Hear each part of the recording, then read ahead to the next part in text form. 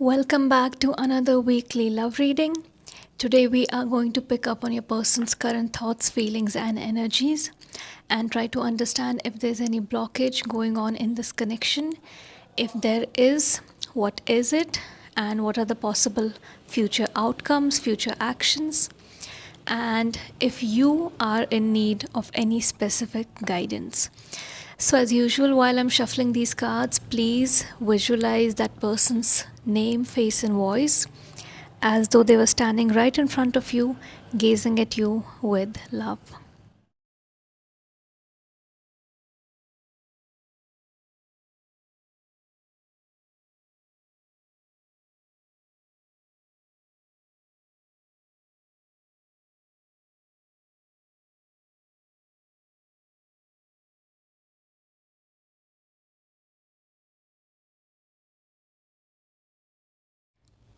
So, for this collective, I see here that you are restraining yourself from engaging with a person that you have feelings for. And you're really stopping yourself, you're really restraining yourself. You feel like this is the right time to stop. If I move ahead, then I know I'll fall for it deeply. So, you're forcing yourself to stop, you're forcing your heart to be distracted with other things.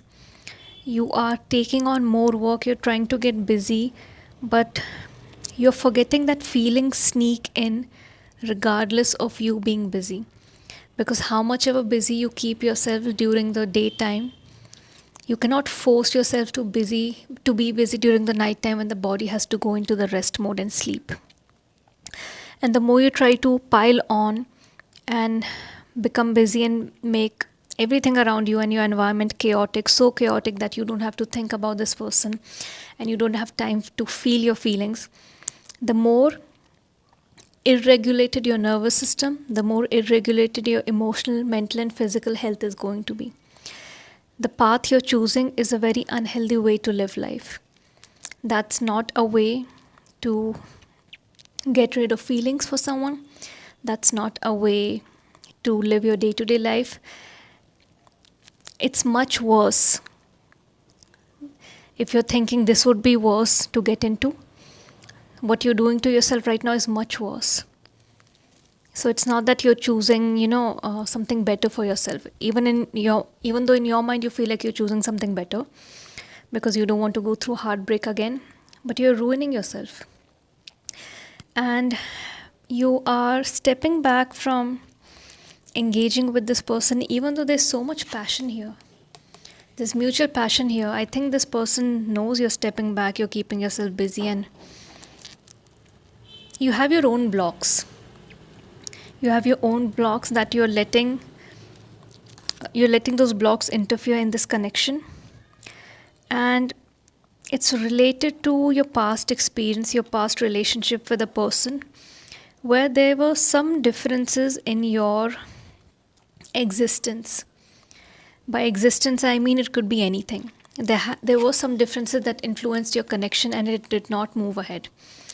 Either they used those differences as an excuse because they did not want to move ahead, or it was actually a reason because there were problems and it wouldn't have been accepted in the family. I'm getting someone who was really close knit. The family was really close knit. It could have been a different background. You guys must have been from different places, cultural differences, traditions, religious differences, language. But there were certain differences that they just used as excuses after being with you for a long time. And I feel this new person that you have feelings for, I'm getting this thing that you're cursing yourself.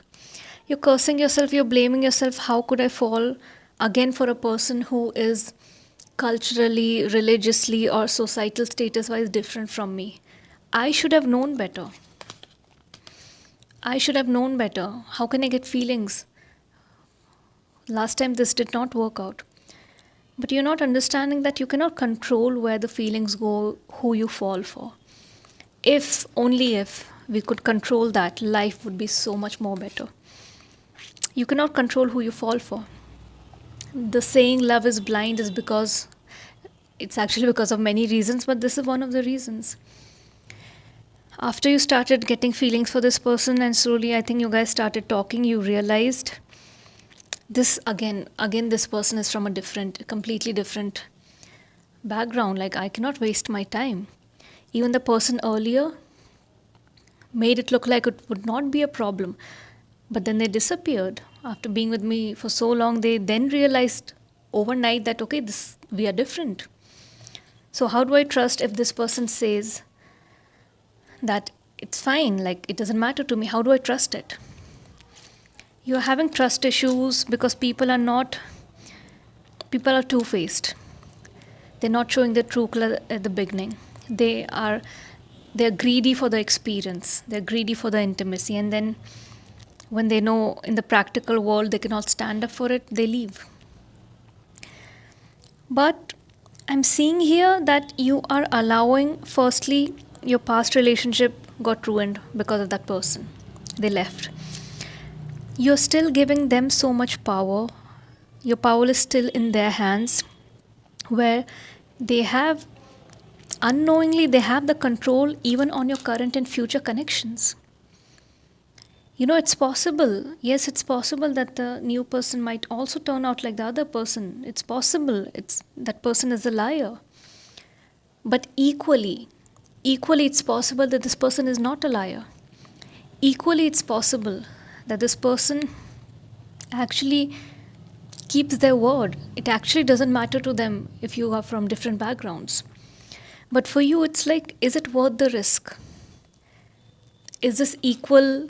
He could be, he couldn't be, or she could be, she couldn't be. Is it worth the risk and worth the heartbreak?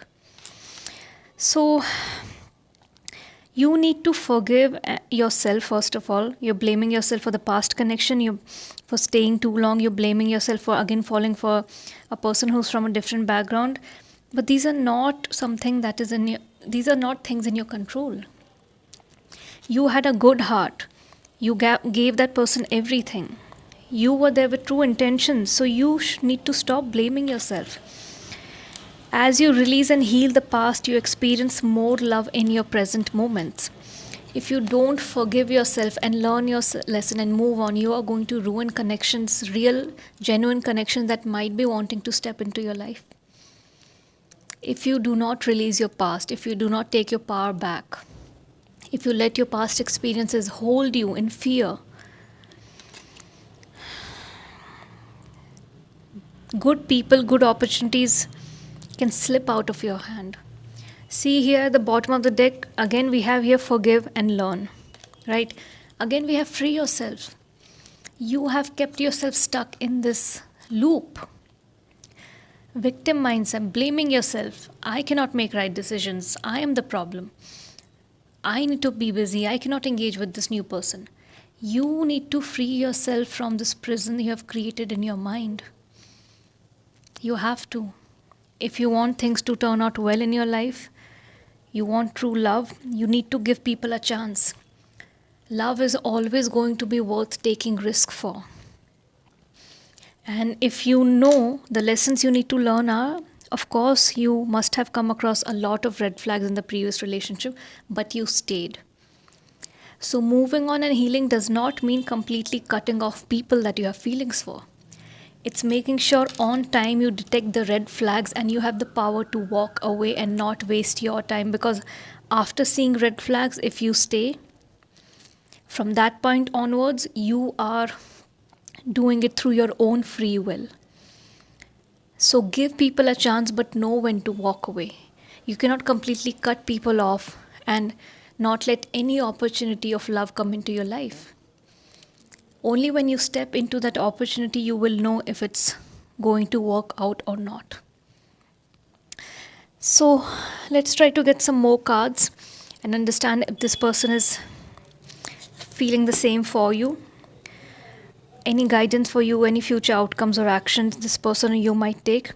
Your blockages in these cards, your guidance in these cards. Make the effort. You need to make the effort because this connection has potential.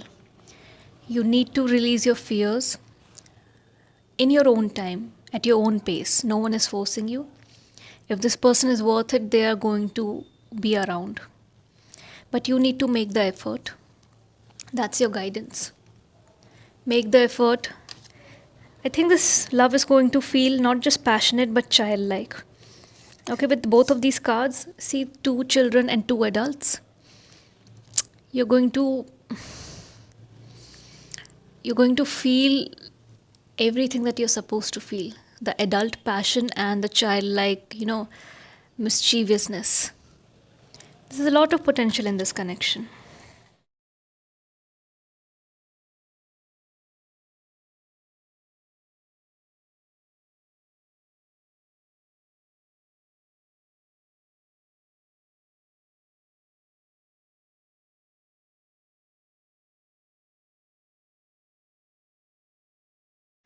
At the bottom of the deck, we have Three of Swords.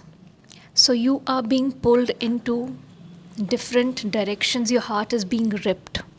Okay, this is literally you when you are not busy, like crying out loud, either your inner child or you, where you want to go in one direction. Okay, and the second direction is where you are currently. You're not happy, you're not satisfied. The third direction is your past pulling you. Your past connection pulling you, haunting you, making you completely fearful about your future connections. You are in Three of Swords energy, and it's a very, very negative and dark energy. Right? You have the power to not let your past pull you. All that power is in your mind, and no one can take that away from you. But unless you realize that you have that power, things are just not going to move ahead. We have Knight of Swords. This connection is definitely mutual. This person wants to move towards you. You see this person running, trying to chase you over here, but you are flying way ahead because you're running from the situation, you're running from your feelings. So how much can this person chase you? Your speed, this bird, this crow speed is much more and is always going to be much more than a human running behind it. You're in this dark crow energy trying to run away, and only to a certain extent this person can catch up to you. So this person, their heart is moving towards you, they physically want to move towards you, but you are running away, far, far away. We have High Priestess, we have Chariot, we have Ace of Pentacles, we have Seven of Pentacles. I see somehow, even though all these cards are really like dark because of your dark energy and you the victim mindset, giving up and forcing yourself not to feel something, I do see a new beginning here. I do see a ray of sunshine. But when will this ray of sunshine come? I think it's going to take a few weeks is what I'm seeing. Okay, the Cancer season might be very relevant for you. Cancer season and air season might be relevant for you guys. June, July, August will be relevant for you guys. I do see movement here. I do see movement. I do see a decision being taken. I do see the gray area disappearing and it being a black and white situation for you. I do see you choosing the right path for yourself to move into, which is a good news. I think from this Three of Swords energy, you will move into the Chariot energy. You will open that door. You will realize that you cannot let a past person who was already wrong to control your life now and stop you from giving chance to any new person that you like. Your gut feeling, your intuition is going to guide you with this High Priestess card. I think you will come to that realization after your body I think you're going to reach a point where your body breaks down because what you're doing to yourself is very unhealthy.